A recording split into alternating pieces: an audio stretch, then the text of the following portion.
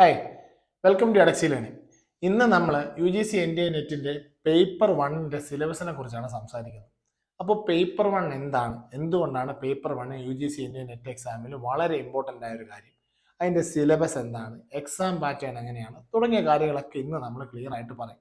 അപ്പോൾ നിങ്ങൾ U G C N D A നെറ്റിനെ പ്രിപ്പയർ ചെയ്യുന്നുണ്ടെങ്കിൽ ക്ലിയർ ആയിട്ട് ഇപ്പം തന്നെ ചാനൽ സബ്സ്ക്രൈബ് ചെയ്യുക. കാരണം പേപ്പർ വണ്ണിൻ്റെ ഫ്രീ മെറ്റീരിയൽസ്, പേപ്പർ ടുവിൻ്റെ മെറ്റീരിയൽസ്, അതുപോലെ തന്നെ CUT PG, അതുപോലെ ക്യാറ്റ് തുടങ്ങിയ ഒരുപാട് കോഴ്സുകൾ അഡക്സി ലേണിംഗ് പ്രൊവൈഡ് ചെയ്യുന്നുണ്ട്.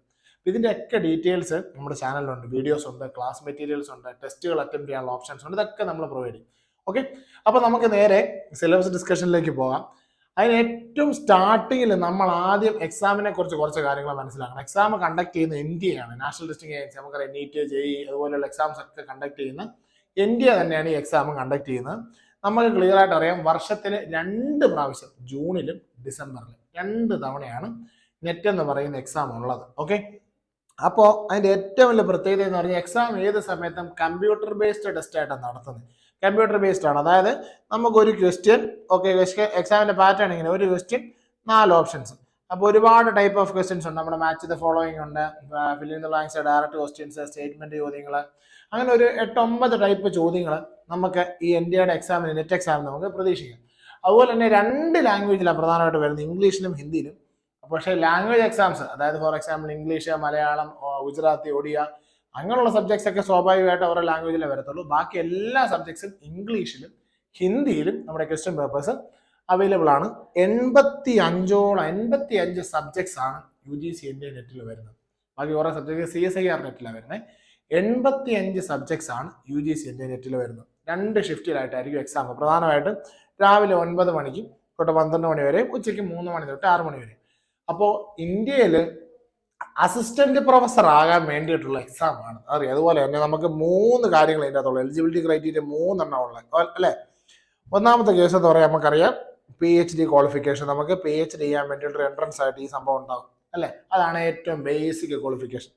രണ്ടാമത്തെ കേസ് എന്ന് പറഞ്ഞാൽ നെറ്റ് ക്വാളിഫിക്കേഷൻ. നെറ്റ് ക്വാളിഫിക്കേഷൻ എന്തിനാ നമുക്കറിയാം ക്ലിയർ ആയിട്ട്, പ്രധാനമായിട്ടും അസിസ്റ്റന്റ് പ്രൊഫസർ ഇന്ത്യയിലെ എയ്ഡഡ് സ്ഥാപനങ്ങളിലോ സെൽഫ് ഫിനാൻസിങ് സ്ഥാപനങ്ങളിലോ അല്ലെങ്കിൽ ഗവൺമെന്റ് സ്ഥാപനങ്ങളിലോ ഒക്കെ പഠിപ്പിക്കണമെങ്കിൽ, കോളേജ് ലെക്ചറായിട്ട് പഠിപ്പിക്കണമെങ്കിൽ, അസിസ്റ്റന്റ് പ്രൊഫസർ ആകണമെങ്കിൽ മിനിമം നമുക്ക് എന്ത് വേണം, നെറ്റ് ക്വാളിഫൈഡ് ആയിരിക്കണം. മൂന്നാമത്തെയാണ് ഏറ്റവും ഹയർ ആയിട്ടുള്ള കാര്യമാണ് JRF എന്ന് പറയുന്നത്, ജൂനിയർ റിസർച്ച് ഫെലോഷിപ്പ്. സ്റ്റൈപ്പൻഡോട് കൂടി PhD ചെയ്യാൻ വേണ്ടി UGC നമുക്ക് തരുന്ന ഫെലോഷിപ്പാണ് JRF എന്ന് പറഞ്ഞത്. ഈ 3 കാര്യങ്ങൾ, PhD ക്വാളിഫിക്കേഷൻ, അതുപോലെ തന്നെ നമ്മൾ പ്രധാനമായിട്ട് പറയുന്നത് നെറ്റ് ക്വാളിഫിക്കേഷൻ, അതുപോലെ തന്നെ JRF ക്വാളിഫിക്കേഷൻ, ഇത് 3 നമ്മുടെ ക്വാളിഫിക്കേഷൻ ആയിട്ട് പ്രധാനമായിട്ടും UGC NDA നെറ്റിന്റെ സംഭവത്തിലേക്ക് വരുന്നത്. അപ്പോൾ അതിന് മുമ്പ് ഒരൊറ്റ കാര്യം കൂടെ പറയട്ടെ, ഇത് 3ന്റെ ക്രൈറ്റീരിയാസ് എന്താണ് നമ്മൾ പറയാം, അല്ലെങ്കിൽ എത്ര പെർസെൻറ്റേജ് ആണ് വിന്നിങ് പെർസെൻറ്റേജ്, അല്ലെങ്കിൽ ക്വാളിഫിക്കേഷൻ പെർസെൻറ്റേജ് എത്രയാണെന്ന് നമ്മൾ പറയാം. ക്വാളിഫിക്കേഷൻ പെർസെൻറ്റേജ് നോക്കുമ്പോൾ ഇപ്പൊ ടോട്ടൽ ക്വാളിഫിക്കേഷൻ പെർസെൻറ്റേജ് എന്ന് പറഞ്ഞാൽ 6% ആണ്.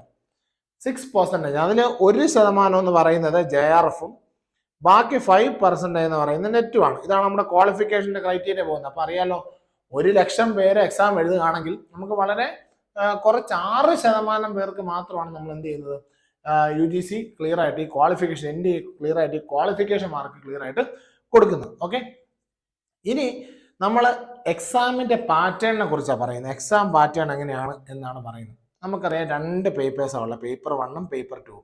പേപ്പർ 1 എന്ന് പറഞ്ഞാൽ നമ്മുടെ ജനറൽ പേപ്പറാണ്. പേപ്പർ 2 എന്ന് പറഞ്ഞാൽ നമ്മൾ ഓപ്റ്റ് ചെയ്ത സബ്ജക്റ്റ് ഏതാണ്, അതാണ് പേപ്പർ 2. ഈ 2 കാര്യങ്ങളാണ് ക്ലിയർ ആയിട്ട് ഇവിടെ പറയുന്നത്. അതിലെ ക്വസ്റ്റ്യൻസിൻ്റെ എണ്ണം നോക്കണം, നമുക്ക് ഇവിടെ 150 ക്വസ്റ്റ്യൻസ് ആവുള്ളത്. 50 ക്വസ്റ്റ്യൻസ് പേപ്പർ 1ലും 100 ക്വസ്റ്റ്യൻസ് പേപ്പർ 2ലും. നമ്മൾ പറഞ്ഞു പേപ്പർ 1 എന്ന് പറഞ്ഞാൽ ജനറൽ പേപ്പറാണ്. പേപ്പർ 2 ക്ലിയർ ആയിട്ട് പറയുകയാണെങ്കിൽ 100 ക്വസ്റ്റ്യൻസ് ആണ്. നമ്മുടെ സബ്ജക്റ്റ് ക്വസ്റ്റ്യൻസ് 300 മാർക്കിനാണ്. പേപ്പർ 1 100 മാർക്കിനാണ്, അത് 50 ചോദ്യങ്ങൾ, ഒരു ചോദ്യത്തിന് 2 മാർക്ക്. പേപ്പർ 2 100 ചോദ്യങ്ങൾ, ഒരു ചോദ്യത്തിന് 2 മാർക്ക്.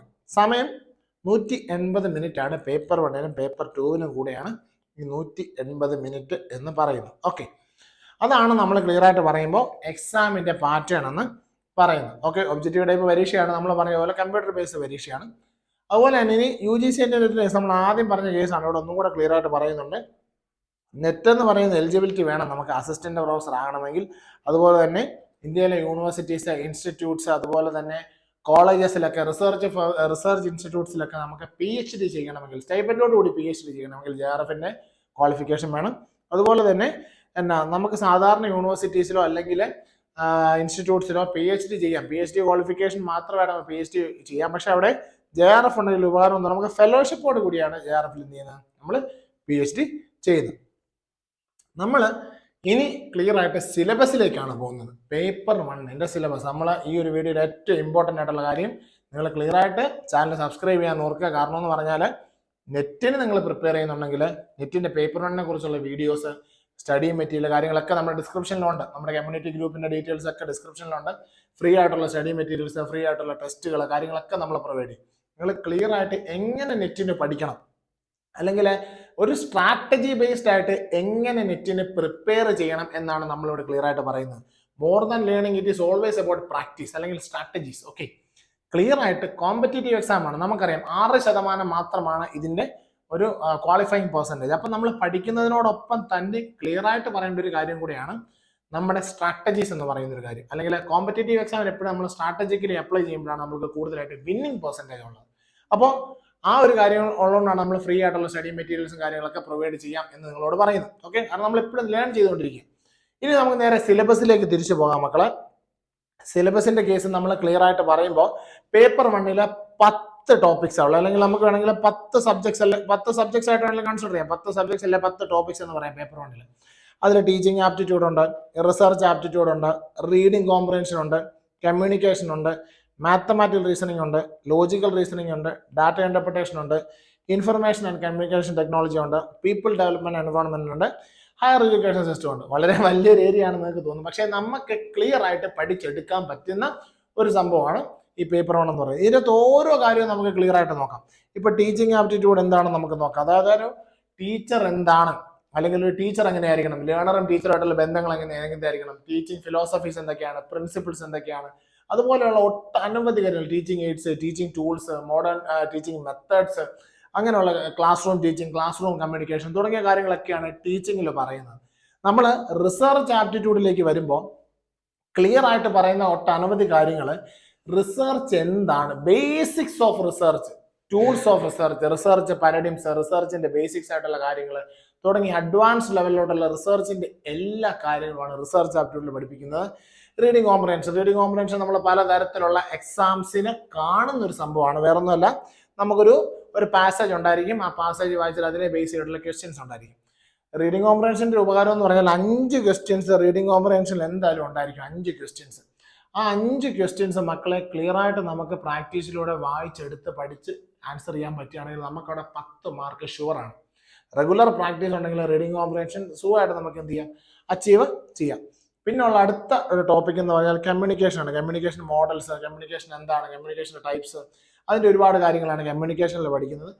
നെക്സ്റ്റ് ആണ് മാത്തമാറ്റിക്കൽ റീസണിങ്. ആർട്സുകാരൊക്കെ ആയതുകൊണ്ട് നമുക്ക് എപ്പോഴും ടെൻഷൻ അടിക്കുന്ന ഒരു ഏരിയ ആണ് മാത്തമാറ്റിക്കൽ റീസണിങ്, ഡാറ്റ ഇന്റർപ്രിട്ടേഷൻ. അത് രണ്ടും നമ്മൾ ഒരുമിച്ച് പറയാം. അപ്പോൾ മാത്തമാറ്റിക്കൽ റീസണിങ്ങും ഡാറ്റ ഇന്റർപ്രിട്ടേഷൻ ഒരു പ്രത്യേകത എന്തെന്ന് പറഞ്ഞാൽ ഏറ്റവും കൂടുതൽ നമുക്ക് മാർക്ക് സ്കോർ ചെയ്യാൻ പറ്റുന്ന ഏരിയാസ് ആണ് മാത്തമാറ്റിക്കൽ റീസണിങ്ങും ഡാറ്റ ഇന്റർപ്രിട്ടേഷനും. കാരണം ഇവിടെ നമുക്ക് മാത്തമാറ്റിക്കൽ റീസണിങ്ങിലേക്ക് പോകുമ്പോൾ നമുക്ക് വരുന്ന കുറേ ടോപ്പിക്സ് ഉണ്ട്. ഇപ്പോൾ ടൈം ആൻഡ് ഡിസ്റ്റൻസ്, അതുപോലെ സിമ്പിൾ ഇൻട്രസ്റ്റ്, കോമ്പൗണ്ട് ഇൻട്രസ്റ്റ്, അതുപോലെ പ്രോഫിറ്റ് ആൻഡ് ലോസ്, അങ്ങനെ കുറച്ചധികം. പിന്നെ അതുപോലെ തന്നെ direction test, blood relation test, work and time, okay, അങ്ങനത്തെ കുറച്ച് കാര്യങ്ങളുണ്ട്.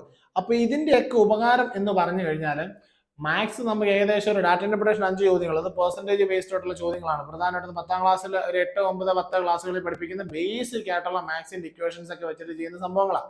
അതായത് ഒരാൾ അവിടെ പോയി ഇവിടെ പോയി അങ്ങനെയുള്ള ചോദ്യങ്ങൾ, അല്ലെങ്കിൽ ബ്ലഡ് റിലേഷൻ ടെസ്റ്റ്, അതൊക്കെ വളരെ സിമ്പിൾ ആയിട്ട് നമുക്ക് ചെയ്യാൻ പറ്റുന്നതാണ് മാത്തമാറ്റിക്കൽ റീസണിങ്ങിൽ. അതുപോലെ തന്നെയാണ് ഡാറ്റ ഇന്റർപ്രിട്ടേഷനിലും പെർസെൻറ്റേജ് ബേസ്ഡ് ആയിട്ട് നമുക്ക് ചെയ്യാൻ പറ്റുന്ന ചോദ്യങ്ങളാണ് ഡാറ്റ ഇന്റർപ്രിട്ടേഷനിൽ ചോദിക്കുന്നത്.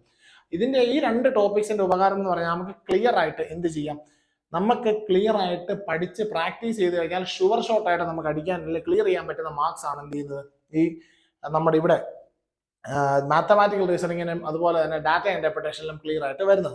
അതുപോലെ തന്നെ ഒരു ടോപ്പിക്കാണ് ലോജിക്കൽ റീസണിങ്. അവിടെ നമുക്ക് 2 കാര്യങ്ങളാണ്, ഫാലസീസ് പഠിക്കാനുണ്ട്, അതുപോലെ തന്നെ സ്ക്വയർ ഓഫ് ഓപ്പോസിഷൻ എന്ന് പറയുന്ന സംഭവം പഠിക്കാനുണ്ട്, അതുപോലെ തന്നെ ഇന്ത്യൻ ലോജിക്ക്, ഇന്ത്യൻ ഫിലോസഫീസ് എന്നൊക്കെ പറയുന്ന കുറച്ച് ടോപ്പിക്സ് പഠിക്കാനുണ്ട്. ഇതിലൊക്കെ നമുക്ക് പഠിച്ചെടുക്കാൻ പറ്റുന്ന ടോപ്പിക്സ് ആണ് ലോജിക്കൽ റീസണിങ്ങിലും വരുന്നത്. പിന്നെ അത് ഉള്ളത് ഇൻഫർമേഷൻ ആൻഡ് കമ്മ്യൂണിക്കേഷൻ ടെക്നോളജി, നമ്മുടെ ഏറ്റവും ലേറ്റസ്റ്റ് ആയിട്ടുള്ള കാര്യങ്ങൾ, ഇൻഫർമേഷൻ കമ്മ്യൂണിക്കേഷൻ ടെക്നോളജി എങ്ങനെയാണ് ലോകത്ത്, അതിന്റെ പുതിയ അപ്ഡേറ്റ്സ് എങ്ങനെയാണ്, അതിന്റെ കാര്യങ്ങളാണ് ഇൻഫർമേഷൻ ആൻഡ് കമ്മ്യൂണിക്കേഷൻ ടെക്നോളജിയിൽ പഠിക്കുക. നമ്മുടെ ടൂൾസ് എന്താണ്, ലേറ്റസ്റ്റ് ആയിട്ടുള്ള ഓരോ സിറ്റുവേഷൻസ് എന്താണ്, അങ്ങനെയുള്ള ചോദ്യങ്ങളാണ് ഇൻഫർമേഷൻ ആൻഡ് കമ്മ്യൂണിക്കേഷൻ ടെക്നോളജിയിൽ നിന്ന് വരുന്നത്. പിന്നെ പീപ്പിൾ ഡെവലപ്മെന്റ് ആൻഡ് എൻവറോൺമെന്റ്, നമ്മൾ ജീവിക്കുന്ന നമ്മുടെ പരിസ്ഥിതി സൗഹൃദമായ പരിസ്ഥിതിയിലെ കാര്യങ്ങൾ എന്തൊക്കെയാണെന്നാണ് പ്രധാനമായിട്ടും പഠിക്കുന്നത്. ഇക്കോളജി, എൻവറോൺമെന്റ് എന്താണ്, ഇക്കോസിസ്റ്റം എന്താണ്, അതുപോലെ തന്നെ SDGs, sustainable development goals, millennium development goals, അതുപോലെ തന്നെ ക്യോട്ടോ പ്രോട്ടോകോൾ, അങ്ങനെയുള്ള കാര്യങ്ങളാണ് പീപ്പിൾ ഡെവലപ്മെന്റ് എൻവറോൺമെന്റിൽ പഠിക്കാനുള്ളത്. പിന്നുള്ളത് last one higher education system. അത് higher education system and governance എന്നാണ് അത് വരുന്നത്. ആൻഡ് ഗവേണൻസ് അതിൻ്റെ അകത്ത് പ്രധാനമായിട്ടും നമുക്ക് പഠിക്കാനുള്ളത് കേസ് നമ്മുടെ ഗവേണിംഗ് സിസ്റ്റംസ് എന്തൊക്കെയാണ്, പണ്ട് തൊട്ടേ ഉള്ള നമ്മുടെ ഹയർ എഡ്യൂക്കേഷൻ സിസ്റ്റംസ് എന്തൊക്കെയാണ്, നമ്മുടെ തക്ഷശില, നളന്ദ, ജഗദല തുടങ്ങിയുള്ള ആൻഷ്യന്റ് ആയിട്ടുള്ള ഹയർ എഡ്യൂക്കേഷൻ ഇൻസ്റ്റിറ്റ്യൂഷൻസ് തുടങ്ങി ഇപ്പോൾ കറന്റ് ഉള്ള ഹയർ എഡ്യൂക്കേഷൻ സിസ്റ്റംസ് എങ്ങനെയാണ്, അതുപോലെ തന്നെ ഗവൺമെന്റ് ആൻഡ് ഗവേണിംഗ് പോളിസി, നമ്മുടെ ഇന്ത്യൻ പാർലമെന്റ് അല്ലെങ്കിൽ നമ്മുടെ ഒരു റൂളിംഗ് സിസ്റ്റം ഉണ്ട്, ഒരു പൊളിറ്റിക്കൽ സിസ്റ്റം ഉണ്ട് ഇന്ത്യയിലെ ഗവേണിംഗ് സിസ്റ്റം, അതിനെ കുറിച്ചുള്ള കാര്യങ്ങളൊക്കെയാണ് ആ ഒരു ലാസ്റ്റ് ചാപ്റ്ററിൽ അല്ലെങ്കിൽ ലാസ്റ്റ് ടോപ്പിക്കിൽ കവർ ആകുന്ന ഒരു കാര്യം. ക്ലിയർ ആയിട്ട് നമ്മൾ നോക്കുക, നമ്മുടെ പേപ്പർ 1 എന്ന് പറഞ്ഞാൽ വളരെ വലിയൊരു ഏരിയ ആണ്. വേറെ ഒരുപാട് കാര്യങ്ങൾ, ടീച്ചിങ് തുടങ്ങി ഹയർ എഡ്യൂക്കേഷൻ വരെ ഒരുപാട് കാര്യങ്ങൾ. മാത്സ് പഠിക്കുന്നുണ്ട്, ലോജിക്കൽ പഠിക്കുന്നുണ്ട്, ഡാറ്റ ഇൻറ്റർപ്രഷൻ പഠിക്കുന്നുണ്ട്, കമ്മ്യൂണിക്കേഷനെ കുറിച്ച് പഠിക്കുന്നുണ്ട്, ടീച്ചിങ്ങിനെ കുറിച്ച് പഠിക്കുന്നുണ്ട്, റിസർച്ചിനെ കുറിച്ച് പഠിക്കുന്നുണ്ട്, എൻവറോൺമെന്റ്, ഹയർ എഡ്യൂക്കേഷൻ, എല്ലാ സംഭവം നമ്മൾ പഠിക്കുന്നുണ്ട്. അപ്പോൾ എന്തുകൊണ്ടാണ് ഇങ്ങനെ ഒരു പേപ്പർ 1 നമ്മൾ ഈ ഒരു എക്സാമിനുള്ളതെന്ന് ചോദിച്ചു കഴിഞ്ഞാൽ, ഒരു അസിസ്റ്റന്റ് പ്രൊഫസർ ആകേണ്ട ആൾ, അല്ലെങ്കിൽ റിസർച്ച് ചെയ്യേണ്ട ആൾ ഏറ്റവും ക്ലിയർ ആയിട്ട് ഈ കാര്യങ്ങളൊക്കെ അറിഞ്ഞിരിക്കണം. കാരണം we are developing a generations അല്ലെ, ഒരു ജനറേഷനെ മോൾഡ് ചെയ്യുക അല്ലെങ്കിൽ ഒരു ഫ്യൂച്ചറിനെ ഇൻസ്പയർ ചെയ്യുക തുടങ്ങിയ കാര്യങ്ങളാണ് ഒരു ഫാക്കൽറ്റിയിൽ അസിസ്റ്റന്റ് പ്രൊഫസർ അല്ലെ നല്ല ഒരു റിസർച്ചർ ചെയ്യുന്നത്. അതുകൊണ്ട് തന്നെയായിരിക്കും UGC എന്ത് ചെയ്യുന്നത്, ഇത്രയും നല്ലൊരു സിലബസ് പേപ്പർ 1 നമുക്ക് തരുന്നത്. ഇത് വളരെ അടിപൊളി ഒരു സിലബസ് ആണ്. നമുക്ക് ക്ലിയർ ആയിട്ട് പഠിച്ച് നമുക്കറിയാം 50 ക്വസ്റ്റ്യനേ ഉള്ളൂ, 50 ക്വസ്റ്റ്യൻസ്. എഡക്സി ലേണിംഗ് എയിം 40 എന്ന് പറയും, എയിം 40 പേപ്പർ 1 ബാച്ച് നമ്മൾ പ്രൊവൈഡ് ചെയ്യുന്നുണ്ട്. എയിം 40 പേപ്പർ 1 ബാച്ച്, എയിം 40 എന്ന് പറഞ്ഞാൽ 40 ചോദ്യങ്ങൾ നമ്മൾ എന്ത് ചെയ്യാണ്, ക്ലിയർ ആയിട്ട് ശരിയാക്കുകയാണ്. പേപ്പർ 1 50 ക്വസ്റ്റ്യൻസിൽ 40 എണ്ണം നമ്മൾ റൈറ്റ് ആക്കാൻ അത്രയ്ക്കും നല്ലൊരു പ്രിപ്പറേഷൻ സ്ട്രാറ്റജിയാണ് എഡക്സി ലേണിംഗ് പ്രൊവൈഡ് ചെയ്യുന്നത്. ഓരോ ഏരിയ നമ്മളിപ്പോൾ പറഞ്ഞു, മാത്തമാറ്റിക്കൽ റീസണിങ്ങിന്റെ കേസ് പറഞ്ഞു, ഡാറ്റ ഇന്റർപ്രിട്ടേഷന്റെ കേസ് പറഞ്ഞു, റീഡിംഗ് കോമ്പറേഷന്റെ കേസ് പറഞ്ഞു. അവിടെ തന്നെ നമുക്ക് ഏകദേശം ഒരു 15 ക്വസ്റ്റ്യൻസ് ക്ലിയർ ആക്കാനുള്ള, അതായത് 30 മാർക്സ് എന്ന് പറയുന്ന ഒരു സംഭവം ക്ലിയർ ആക്കാനുള്ള സംഭവം നമ്മളവിടെ പറയുന്നുണ്ട്. അപ്പോൾ എത്രയും നല്ലപോലെ നമുക്ക് പേപ്പർ 1 പ്രിപ്പയർ ചെയ്യണമെന്ന് നിങ്ങൾ ആഗ്രഹിക്കുന്നുണ്ടെങ്കിൽ ഇപ്പൊ തന്നെ ചാനൽ സബ്സ്ക്രൈബ് ചെയ്യുക. അതുപോലെ തന്നെ ബാക്കിയുള്ള വീഡിയോസ് ഒക്കെ നമ്മുടെ ഡിസ്ക്രിപ്ഷനിലുണ്ട്. കമ്മ്യൂണിറ്റി ഗ്രൂപ്പിൽ നമ്മുടെ ഡിസ്ക്രിപ്ഷനുണ്ട്, ഡിസ്ക്രിപ്ഷന്റെ ഡീറ്റെയിൽസ് ഒക്കെ ഡിസ്ക്രിപ്ഷനിൽ നമ്മുടെ കമ്മ്യൂണിറ്റി ഗ്രൂപ്പിന്റെ ഡീറ്റെയിൽസ് ഉണ്ട്. അതുപോലെ തന്നെ ഫ്രീ ആയിട്ടുള്ള മെറ്റീരിയൽസും കാര്യങ്ങളൊക്കെ നമ്മൾ കമ്മ്യൂണിറ്റി ഗ്രൂപ്പിലിടും. അപ്പോൾ നിങ്ങൾ എല്ലാവരും എന്ത് ചെയ്യുക, നമ്മൾ ഇപ്പൊ തന്നെ ഒരുമിച്ച് പ്രിപ്പയർ ചെയ്യുക. Okay, thank you for watching. Be with എഡക്സി.